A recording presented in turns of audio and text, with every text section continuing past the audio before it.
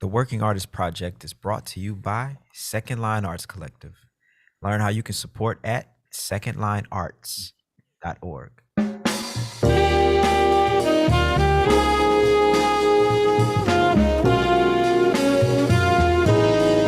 We're creating a platform for those who are curious, one that tells the story from the artist's perspective. Moments in time, captured from the innovators who are reshaping dance, music, theater, and the visual arts. This is the Working Artist Project. My people, what's good? Gregory, Agid, how you doing, brother? I'm doing great. It's today is a miracle that I was able to set up all this technology. I don't know why it's always a struggle, but today we overcame. What fun would life be if it was not a struggle sometimes, bro? You know? Oh no, it'd be great if it wasn't. I dig this, y'all. Greg and I, we're coming up off of our 6th annual Sanaa Music Workshop, which was the greatest workshop we put on ever. And at least in this lifetime. And so I don't know about you, but today it hit me and I was I just need to lay on the floor all day and just not move, because mentally and physically I was just drained, bro.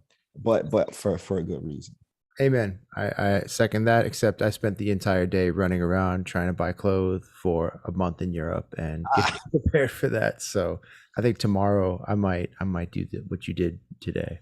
Yeah, bro. Yeah, it was a fantastic workshop. And again, we got to commend all the young people who came out. They were some of the most intelligent, talented, hardworking, kind, and respectful cats we could have possibly worked with. And thank you to all the guest artists, all the teachers, everyone who came on out and made this possible. It was an absolutely wonderful, wonderful workshop. Big shout out to all of our sponsors, Isotope, Hotel Indigo, and I'm not gonna name them all because it's a whole bunch, y'all. The City of New Orleans and Jazz and Heritage Foundation. Y'all made this possible. And hey, so in next week we start all over, man. 1 year's worth of work. Fundraising, here we go. Woo! If you're listening to this, we are a nonprofit. So if y'all want to give us some money to help us keep these things going, please do that. But without further ado, Greg, I do want to talk about tonight's guest, who, in my opinion, we're lucky because every week we have geniuses on this show, and Candice Hoyes is definitely one of those people.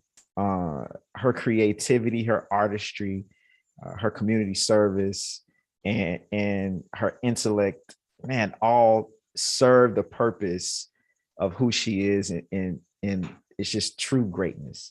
And y'all about to get a real taste in this next hour of her magic, and I can't wait for y'all to meet her. Yeah, that's all I got to say about that. So why don't we Let's do it. Come on. Working Artist Project. Candice, you there? Yes, I'm here. Thank you for that generous introduction. Oh, absolutely. Yo, I did want to ask you, so did your latest release, Zora's Moon, the song you sent us, that's from that record, no?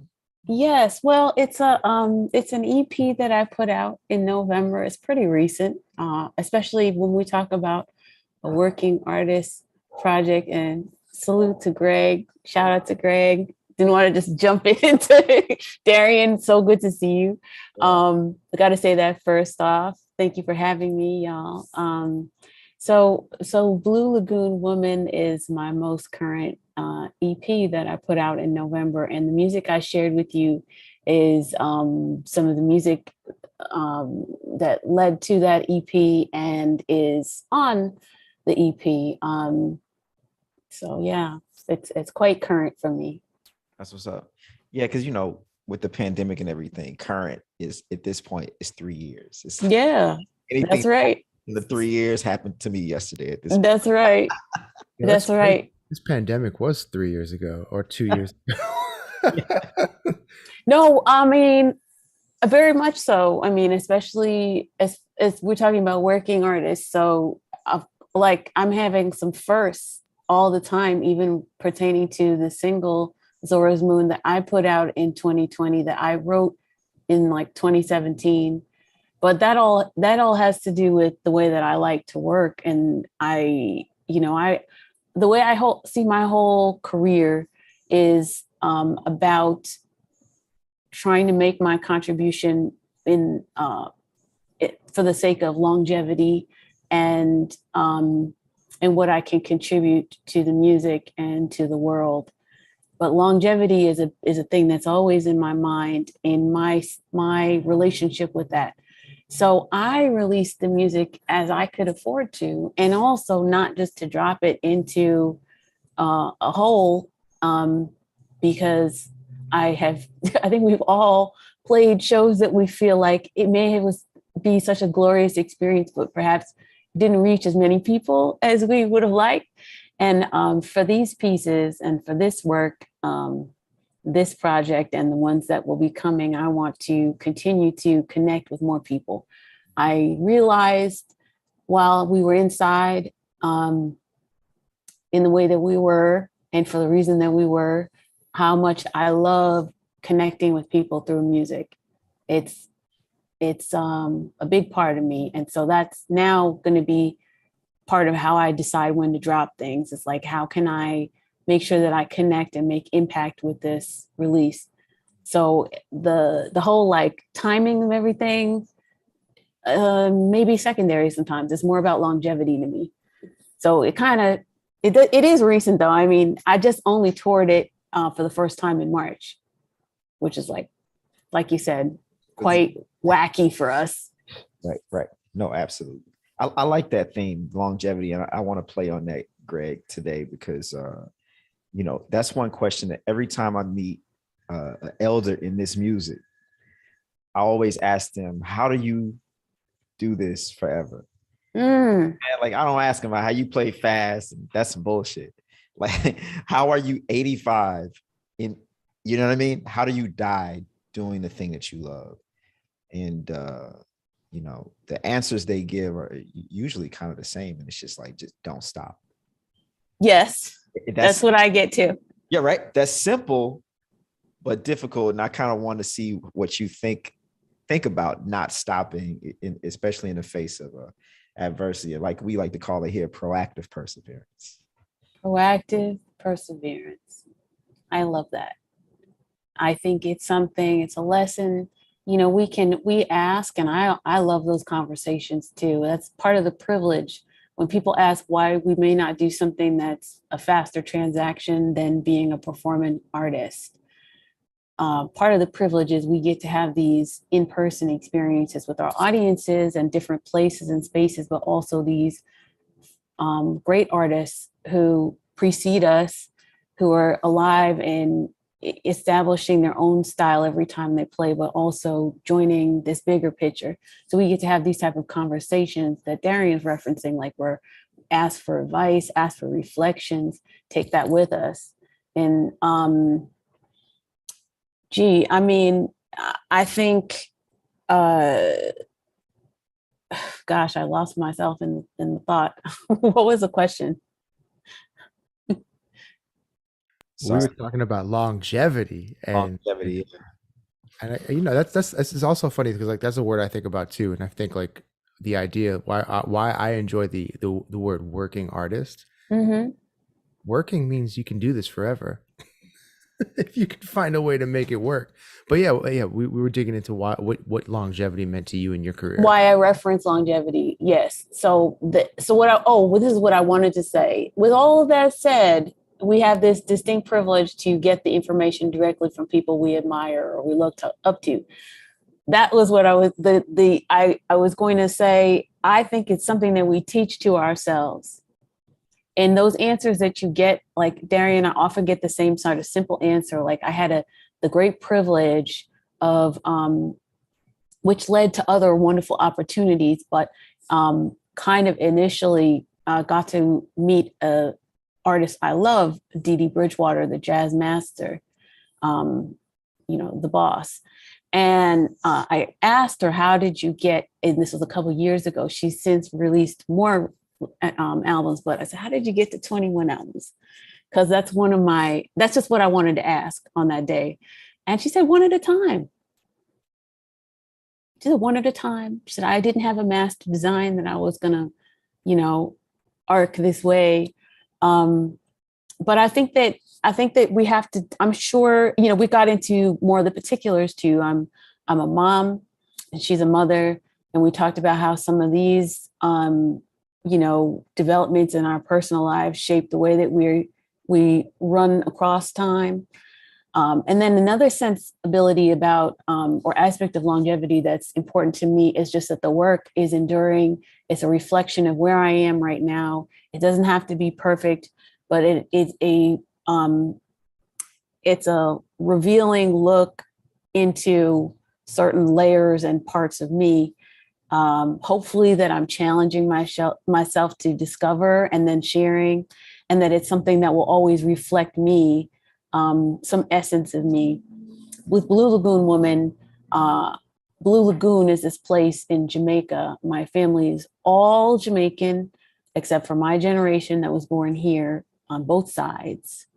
And I came to find out during the pandemic that 4 generations of my family on my father's side go to this, link back to this place in Portland, Jamaica, where there is this natural phenomenon called the Blue Lagoon. It's like almost has a glow to it, because where the salty seawater and the fresh mountain water meet, it gives a sort of phosphorescent glow at night and adds to a color in the water. Well, it's not phosphorescent. That's a different body. There's another phosphorescent location. But the mingling of the two types of water creates this intense color. And it's something that I've seen in images, but never seen in person. And so I started thinking a lot about experiencing this place and how I connect to my heritage through art, and how important my imagination has been in helping me to find my way. So, you were asking about longevity in this time when we were moving through the pandemic. And I think like being able to pull on the longevity of my roots, the depth of my imagination, try to use that as a lens to how am I going to put the work out, and how would I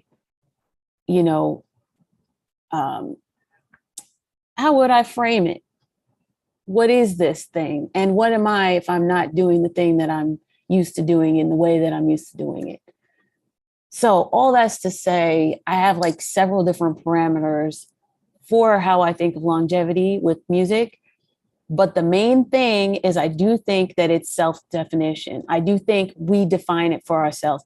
We all know that because we have homies that did not to make it sound dramatic, but like who are maybe not going to come back into this life that we were in. And, that's fine too. But what I'm saying is it's always a choice. Every day you wake up, you want to choose it again, choose it again, choose it again. So in that way, like no one can tell you the recipe or the roadmap for longevity. You have to kind of align with it every day. I couldn't agree with that more. That's so eloquently and beautifully stated. And as you were speaking, I did Google the Blue Lagoon in Jamaica, and that looks absolutely gorgeous. And I hope that I get an opportunity to visit there one day. And I can see why that would be such an inspirational scenery in your life. But yeah, when you say again, like the longevity is like coming back to it every single day. And I think like, both Darrian and I, we love to talk about our whys as to, why we decide to come back every single day. Some days it's easier than others. But I was wondering if you could dig into like why music, why art, like what keeps you coming back in pursuing this longevity in your career?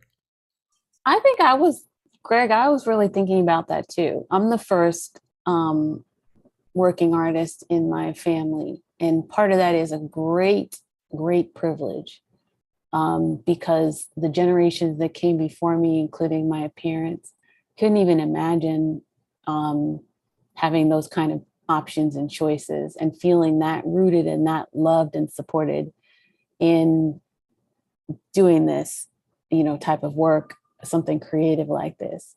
And that said, I don't know that I it will ever be crystal clear to them why I do this, because I had so many other experiences, and I could have taken different professional paths and things like that. I'd say the why for me, why music? It's always been music. It's always been music and words.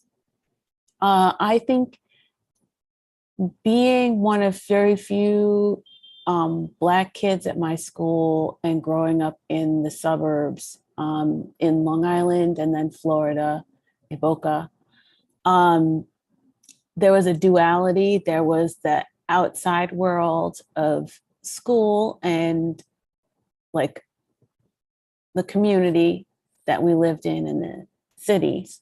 And then there was this interior life, Jamaican household with sounds, lots of music, lots of dancing, lots of laughter, amazing narratives and storytelling and jokes and limericks and colloquialisms and food, and a lot of my imagining what it was like to be where my parents were from, the imagined home. And so music really helped me to integrate all those things. And I always loved to read. And like so many musicians, I think we are much more on the introverted side than people might suspect, even though we're in the middle of, everyone's looking at us. And I think it was through singing that I became more of a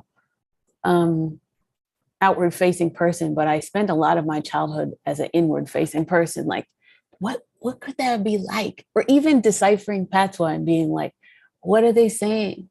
And the musical nature of the way that they talk. I mean, I'm sure, Darrian, you sometimes listen to people in Jackson, and you hear somebody tell a story and it's so musical. And absolutely, yeah. Yeah, I'm always, it was there. And then of course, like piano lessons, thank God. My mom was like, my child's gonna have piano lessons. So I started piano when I was 6, started singing in church, started singing at school after that, started getting curious about singing in other languages, and started memorizing a lot of theater and classical works and opera, started listening to the things my grandfather listened to, which was a lot of jazz, Billie Holiday. My grandparents immigrated to Harlem in the 1920s, right? 1930s. They were, late 30s, early 40s. Is that right? I think so. Maybe let's say I'll have to find that date, but late 30s or 40s.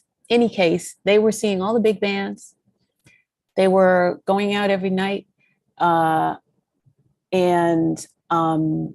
they lived in one of the jazz buildings in Queens, where Louis Armstrong was always driving past, and Cannonball Adderley lived in the building for a time, and the Heath brothers. And Mr. Jimmy Heath, rest in peace. And he was a great friend of my grandparents. He and Mona. And so at that time, I didn't know what was going on. I was very, very small, but they were there. And then I have to say, this is such a beautiful aspect of the story, because I got to speak with Mrs. Heath, Miss Mona, like years later, and she saw my name. The two of them were at Jazz at Lincoln Center, and they saw my name in a program, and they said, could that be Ivan and Khan's grandbaby? Could that be the same Hoyes? And awesome.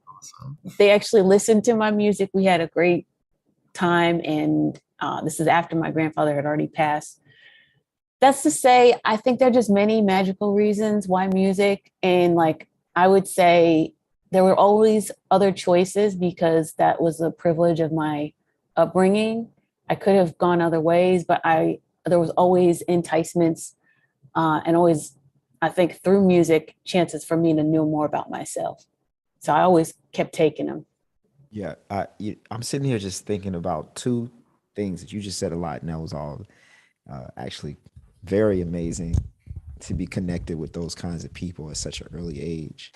But then the notion of imagination and having to go inside, because I don't know if people realize this, but all artists spend probably 15 years alone in a dark cave, honing a craft. You in there singing just singing different vocal exercises. Greg is playing fucking long tones and I'm playing quarter notes for years. Bop. That's it. By yourself. It's, and so like, yeah, I'm not an introverted person. Greg is though. Thank you. Yeah, I love being introverted. Yes. It's like, but I do think that because you do spend so much time alone, you get used to that energy. And because you spend so much time alone, you get used to using your imagination, and it takes imagination to be creative, because it's very challenging, especially in our music, because it's very challenging. Every night you got to come out and you got to be naked and you got to try to create something new. Even if it's you using the same language, it's like we're talking right now, we're using the same words, but this is like new every day because we've never had this conversation before. And that's kind of the pressure of this music, and to like realize that you were exercising it as a kid, listening to people speak patois, like the same way when I'm listening to people in Mississippi speak real country, and then when you like now being gone out of Mississippi for so long, that when I do hear that tone in those long eyes, it takes me back to my grandmama house, or back to my auntie listening to BB King and It's Hot as Hell, like you go right back to those places. So I don't know, just you telling that story just reminded me of how special those moments were then and how special they are now when you get to go back in time through the vessel of imagination.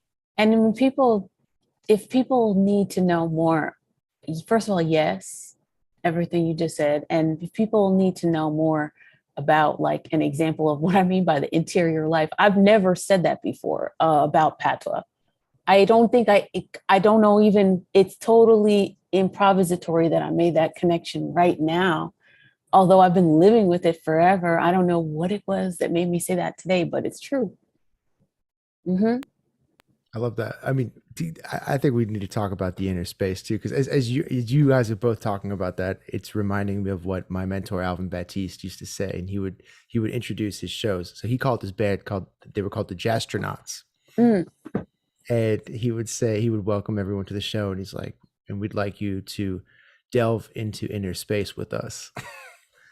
And I think like too, like, adding on to like the practice room and the shedding and all that kind of stuff. And I think what artists too, the benefit of that is not only the focus that we gain, but the time we get to spend with ourselves. We get all that time in a room. We get to address all these questions like, who am I? What am I made of? What do I love?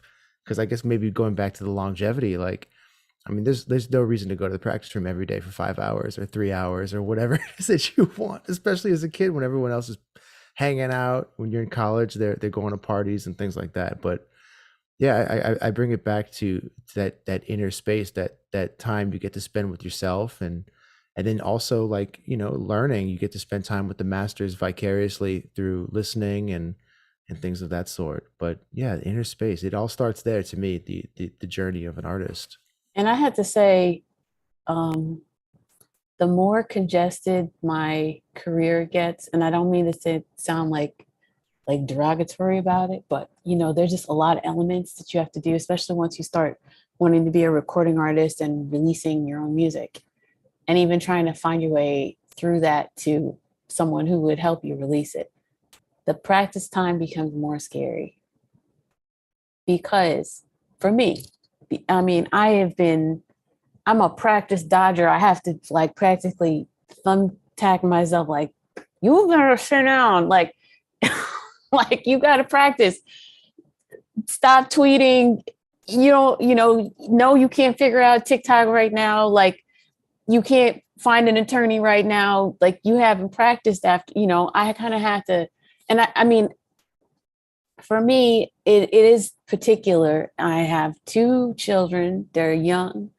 The pandemic for me was, there was no sourdough, banana bread making time for me. I was like homeschooling, and also decided spiritually and politically and creatively that I wanted to start putting my music out somehow.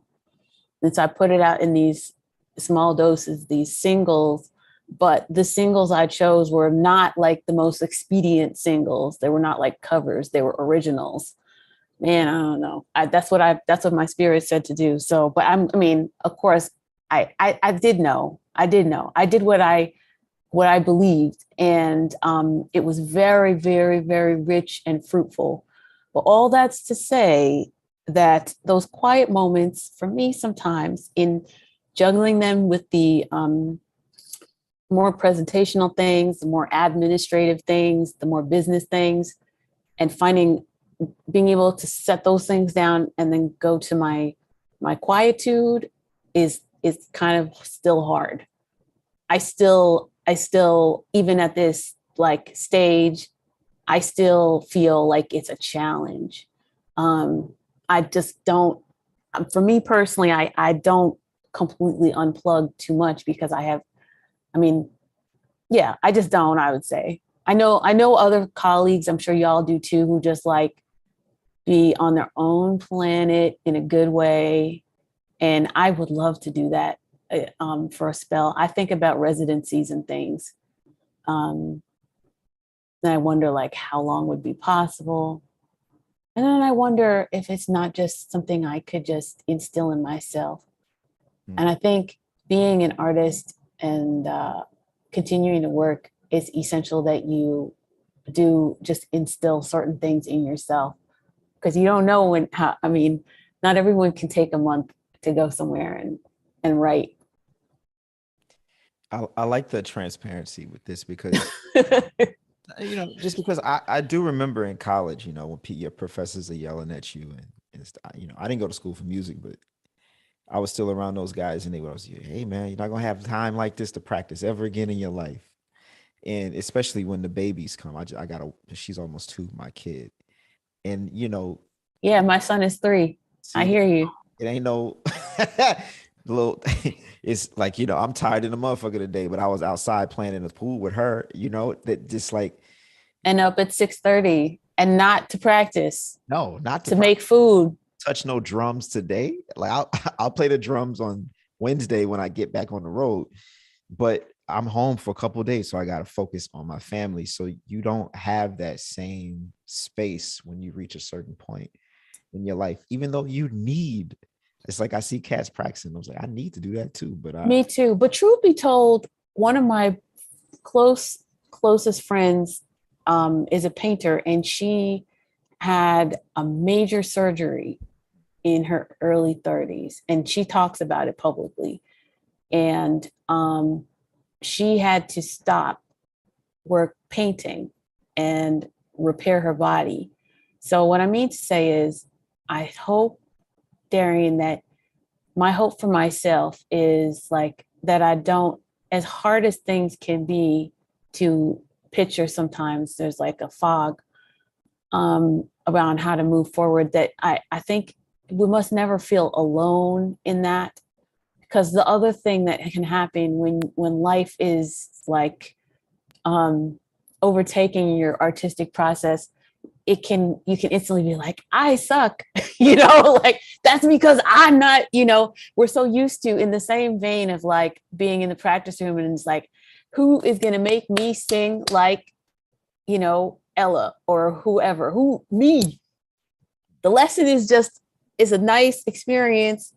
It's, it's a blessing. The one that can do this is me. So, and we know that, right? That said, we have to give ourselves some grace. We have to remember we're not alone. And so just taking the big picture, and again, try to give ourselves some grace about it. that's hard still for me. Absolutely.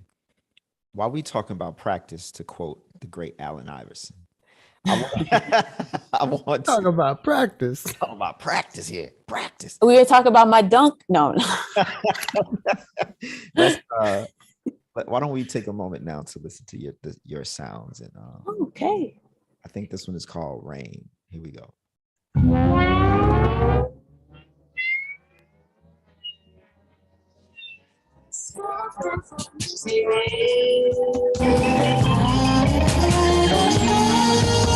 The gently touches my soul, cool the fire that burns. I simply lose control. Bring down on me, let your love. Bring down on me, let your love.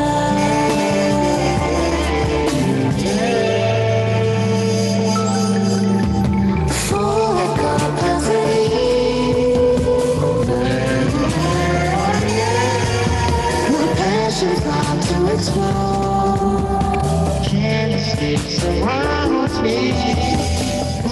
I can't give them too much of it, as much of a vibe as that is. You know, I can't. They got to go out and buy that record. Thank you. Watch the video. I made a video. Oh, it's on YouTube. It's on YouTube, a music video. Go ahead, tell them how they can find that since we're here. Well, my YouTube channel is official Candice Hoyes, and there's just about a million twists and turns as far as how I got that video made on a budget. It was very much, I worked in partnership with an amazing young Black director named Milo Butler, who made an amazing awarded, highly awarded short film called Sundown Town, which is a horror film about sundown towns in the United States, which for those of y'all who aren't unfamiliar with the term, there's certain towns in the US, even to this day, but most typically in decades past, that were so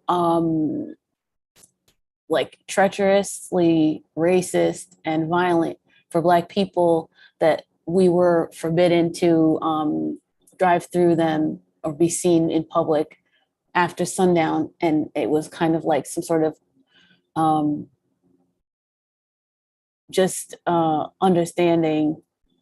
cultural understanding that if you were Black and out in these sundown towns, like at night, that your life was in danger. So I saw that and I said, this artist is fascinating, and I think he could help me work with, we worked on Rain, and he shot a lot of the video I did before called Zora's Moon, which is the remix of that song. So I had put out 3 videos. I put out 3 music videos since the pandemic started. I mentioned the sundown town because I just think the economy that he used to tell such a dimension stories what kind of made me want to work with him a lot. And he did that when he was still in school. So I always find a lot of inspiration in people who can make something small but mighty. And so that was what brought us together. But Rain was not easy to make. I came up with this concept. I made it on a few $100s, the video, not the song. I'll tell you about the song too, if you like. But the video I made in just one room with Milo creating the lights around this color palette that related to the cover of Blue Lagoon Woman, which is blue and purple and kind of violet tones. And I wanted to create effect of rain. So we had one of his friends spraying water on a plexiglass. I had to go to Home Depot and my whole hair and makeup for the video and carry this plexiglass. I'll never forget it. And it started to actually rain on me, like the song says, which is not good with my hair, which is quite large, and like the makeup and everything. So I'm holding this, running out of the Home Depot to the studio to shoot with Milo, holding my own plexiglass, and like, I talked to my husband and I was like, this is what's happening. And he's like, are you sure that this is all going to come together? I was like, it has to come together. I'm holding the plexiglass. What am I going to do with this plexiglass? Like, it has to come together now. So I tell you this story because this is kind of how, if people are looking from the outside and like, wow, look at that video. I'm doing a lot of the video. I come up with the concepts. I am doing a lot of production work. I'm directing from behind the in front of the camera. I'm very carefully picking the right artists who get me and like don't mind going super deep into something, even on an economy of resources. And I just put a lot of thought into it. And also the rain thing really reminded me, the song is obviously the song that was first recorded by SWV in the 90s, inspired by Portrait of Tracy by Jaco Pastorius. And so the sort of reference to the rainy R&B video is a period reference to the 90s music that I love. And on the track, you can hear the incredible Keon Harold and the wonderful Casey Benjamin on vocoder. And Casey also produced. And you also hear Mark Cullenberg on the drums and Chris Parks on the guitar and the bass. Not guitar on that one, just bass. And Sullivan Fortner on the keys. So not bad. Those guys, no, it's a wonderful. All right, band. Right? Yeah, we had a good old time. We had a good time. We had a really good time. And actually that song, I didn't know we were going to do that one. I was more focused on my originals, and I put up a cover of it on my Instagram, and it was Mark, and he's like, yo, and Casey too. They were like, that would be a really good one for us to do. Just flip it. And actually I'd say about that song too, so I started singing as a classical singer. I went to music school for classical voice. The first 5 years after school was as an opera singer, principally. And I came to Casey with the rain. It wasn't for rain, but I was like, there's this motif from Chanson de Billy Teese, which is a song cycle by Debussy about yearning. It's sung by a woman, but the voice is of a 13-year-old boy who's moving into puberty. And it has all of this sense of sensuality and yearning and fluidity. And I took this motif. I was like, I'd like us to find a way to work this motif and into, I think it was a different one, but it ended up in rain. Da, da, da, da, da. And the motif from Chanson de Billy Teese is like, da, da, da, da, da, da, da, da. I might have, botched it a bit, but that's the shape of the motif. So I these are the ways that I reimagine a cover. I'll take another aspect of something and maybe let it in if it occurs to me, and I don't rule things out as like, that sounds like a crazy idea. Not everything makes it into the tune or the interpretation, but I don't judge before I, express it. So that's that. And then Keon, I think he just sounds amazing on that. And he's a real joy to work with. And that was how I guess I met him once, but that was the first time we worked together, was on that song. I love hearing a little bit about people's processes in creation. So going back to what we were talking about earlier, how do you find the space with all the things that you have going on to give all of these songs the time and diligence that they deserve? How do you make that space in your life? It's what would be a good analogy for how I make space? I just take windows. It's like I'm looking at, you can see all these buildings. I just take windows in a day that's kind of full, like full of bricks, looks quite solid. And then I just take windows and I might go in one and come out another one. That's kind of how my days are. That's how my time has been, because my older child is 10. So I've been a working artist who's a mother, which is distinctive from being a parent. Respectfully, but it is. So I had to make the people. So No, absolutely.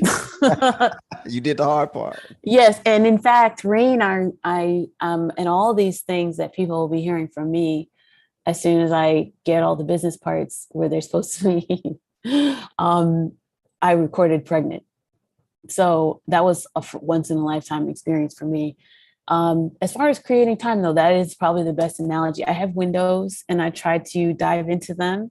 If I have an idea, I track it, whether it's a voice memo or lots of notes. I have so many legal pads and or imagery. Like, even as I told you, I knew I had this color palette. I knew I had this concept of bringing in rain. Like, I remember, there's just so many 90s videos and 2000s videos and people are like, in the rain, in the street, I said that would be, that is evocative for me of the first time I've loved SWV. So I keep those things and I just keep tabs and I don't judge them.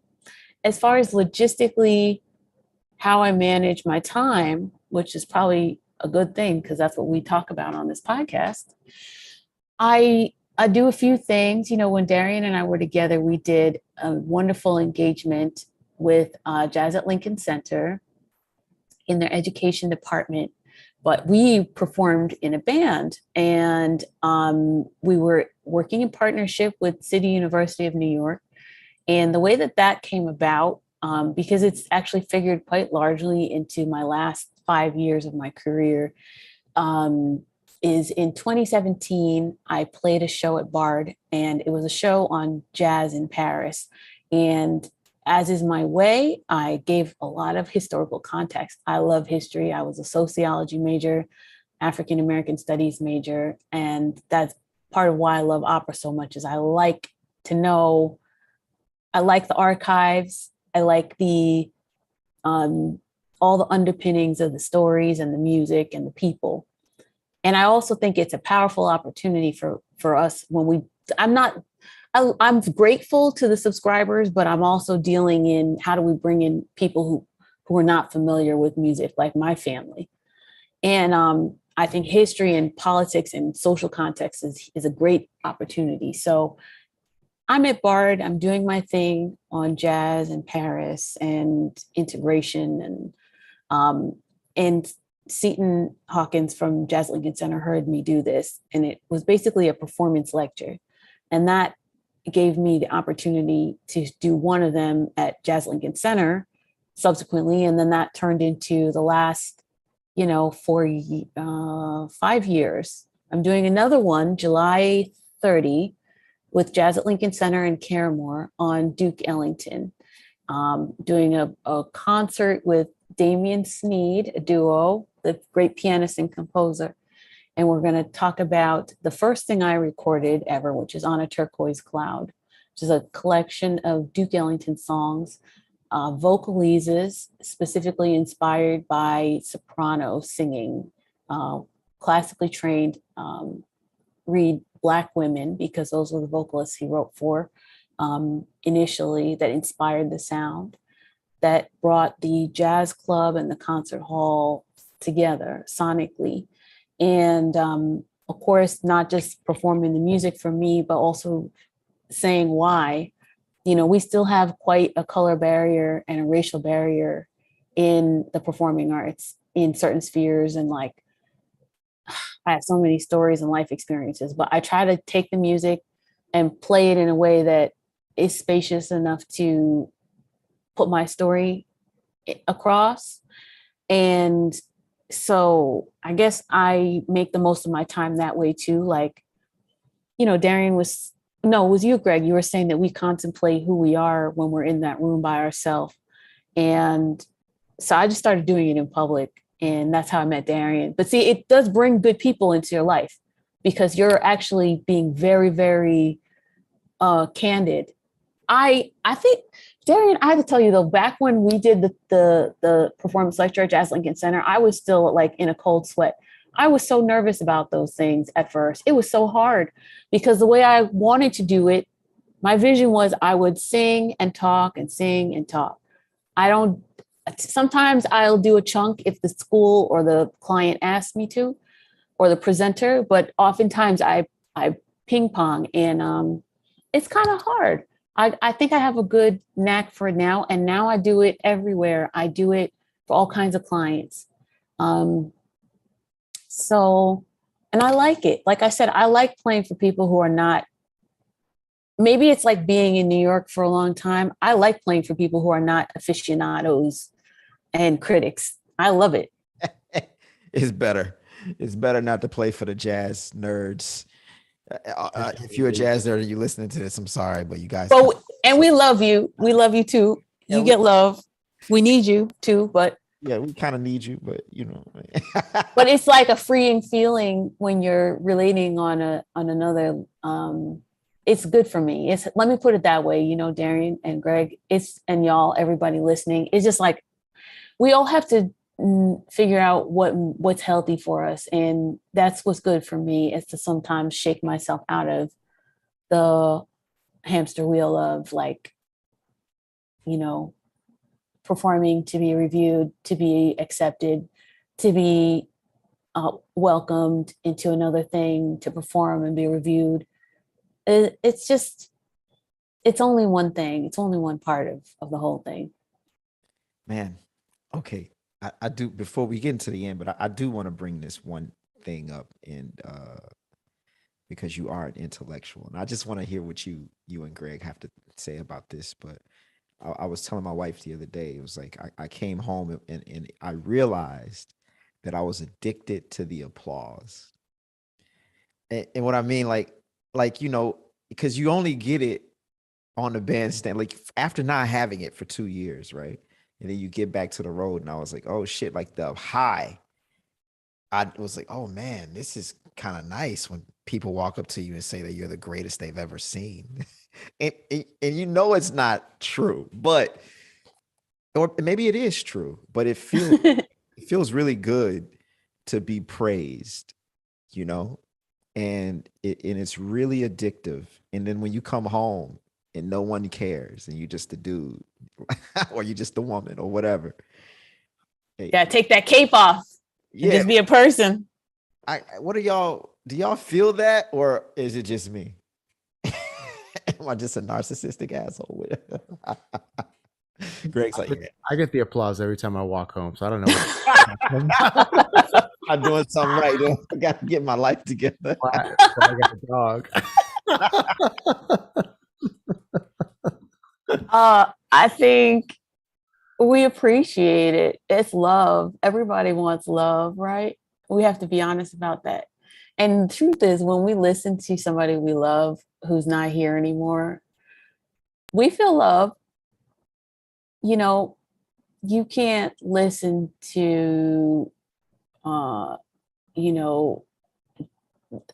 Nat King Cole's voice and not feel love. We feel love. There are different ways to have that sensation, Darrian, but like, not to skirt your question at all. Like,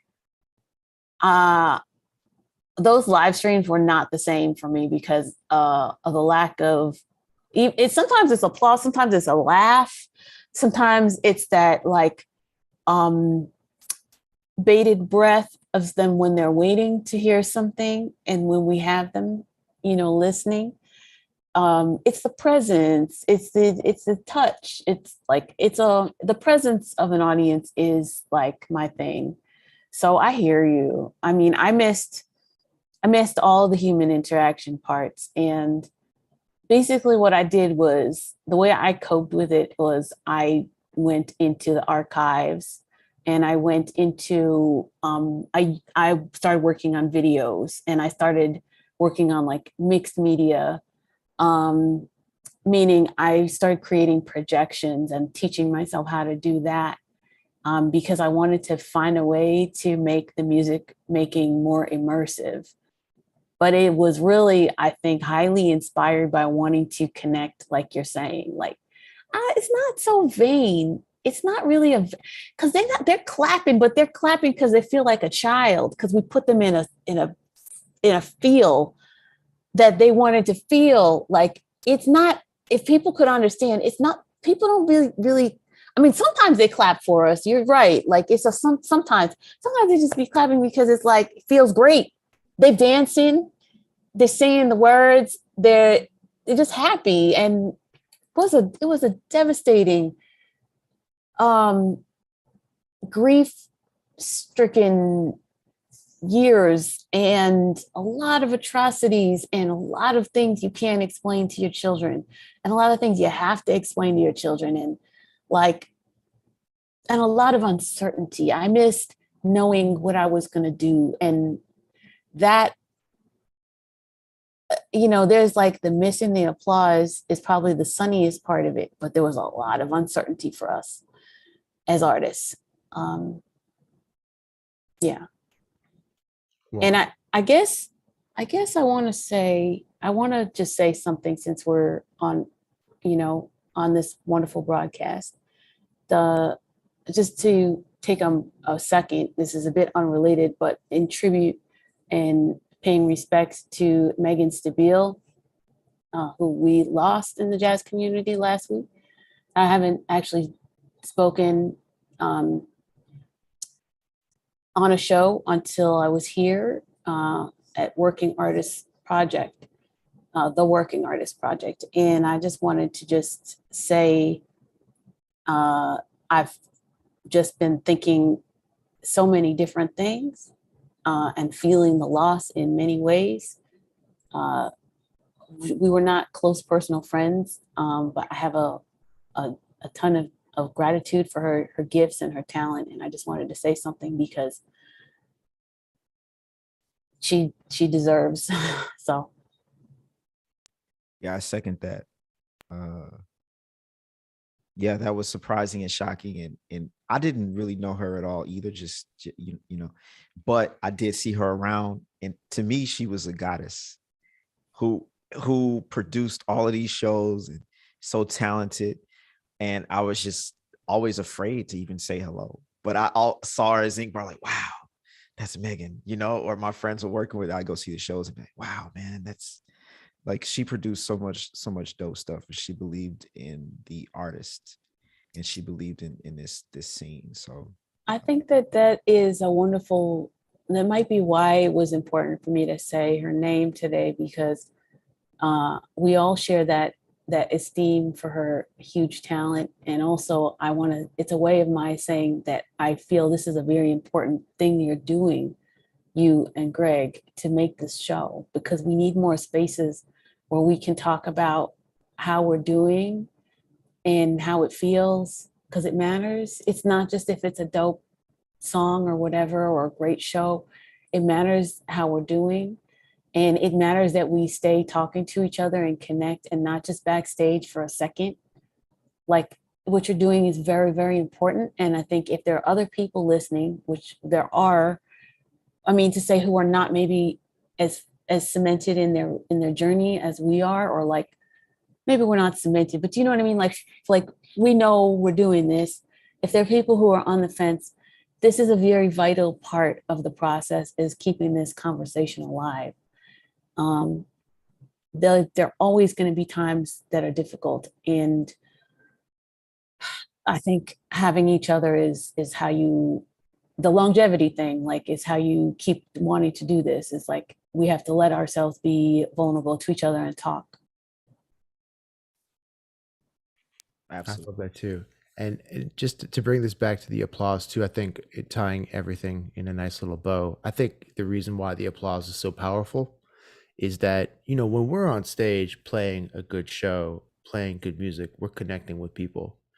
and we're showing, we're being vulnerable, we're opening our hearts, opening our souls, showing all the work and love we've put into our art and sharing it with people, and we're creating connections. And I think the applause is the way of the audience reciprocating that back to the artist, showing the love back. And I think that's why it's addictive, because it's like human connection. We're all in the same room, we're showing each other love, we're connecting, and we're all kind of like bowing down to the power that of music, and the power of the arts, and the power up above and all around us. So I think and even what we do here too, it's we're just connecting. And I think that's one of the most important things that we need to always continue to do is create spaces for us to connect, because we're humans. And the moment that goes, I don't know what we become at that point. Well, we feel very alienated, right?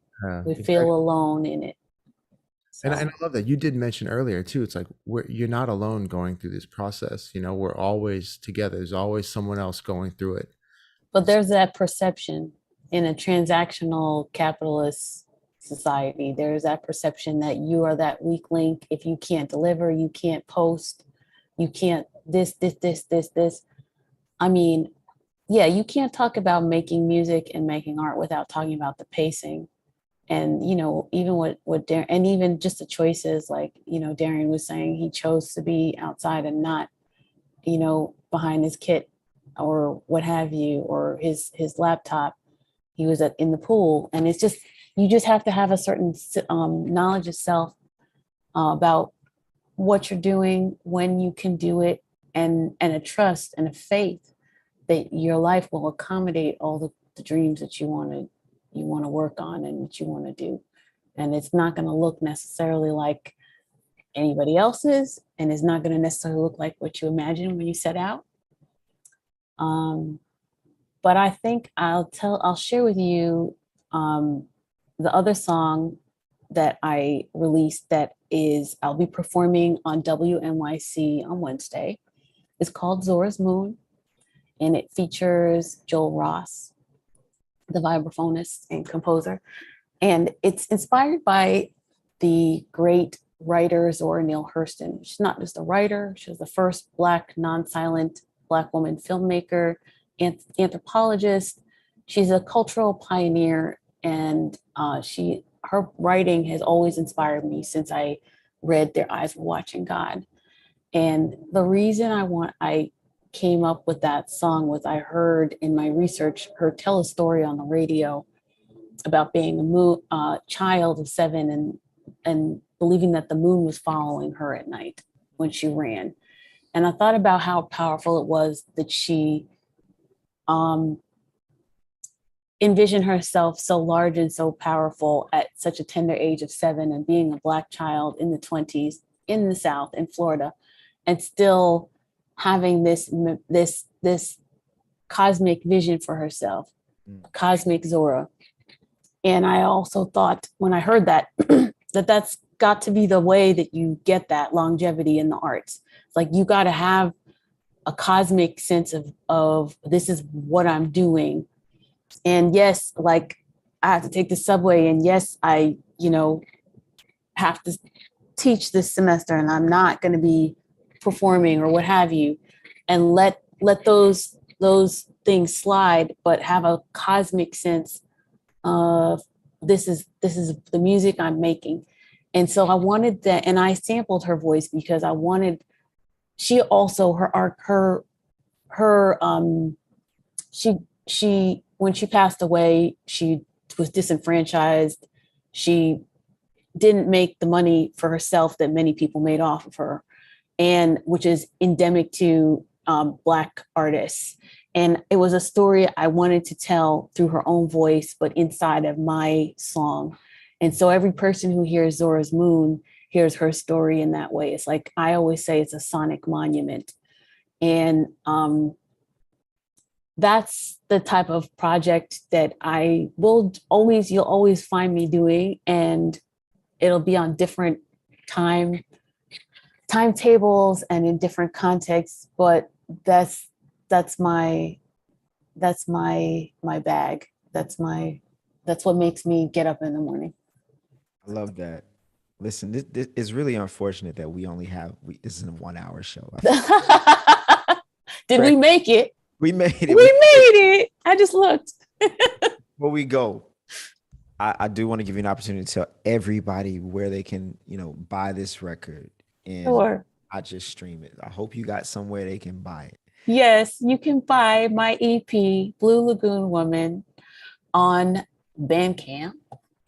You can buy something like this that says Zora's Moon that I designed on my website, CandiceHoyes.com. And you can buy a ticket and come see me at Jazz at Lincoln Center and Caramore on July 30. And you can stay locked in to Working Artist Project. And you can make your contributions to this podcast because we need this community. It's what sustains us, really. There's the applause and we love it, but we really need each other. That's what we really need. Yes, indeed. Absolutely. Thank you for having me. Oh, Candice, thank you. And y'all go out there, go to Bandcamp, go to her website, buy all her gear. And this is July 2022. If you own a podcast right now, and it's July 2028. So the show is over. But if you in 2022, go see the show. Or just go to my channels, Instagram. I always have more music coming, more performances, and I'm always happy to make new friends. So come say hi if you come to the gig. Get in them DMs. Yeah. All right, Candice, thank you so much. My pleasure. Such an amazing opportunity to get to hang with you. Thank you. What a wonderful, wonderful space. We continue to affirm the space and expand this space, the Working Artist Project. I love it. Let me know anytime. I'm always down to collaborate. It was great. Thanks for having me. Thank you. All right, y'all. My name is Darrian Douglas. My name is Gregory Agid. You have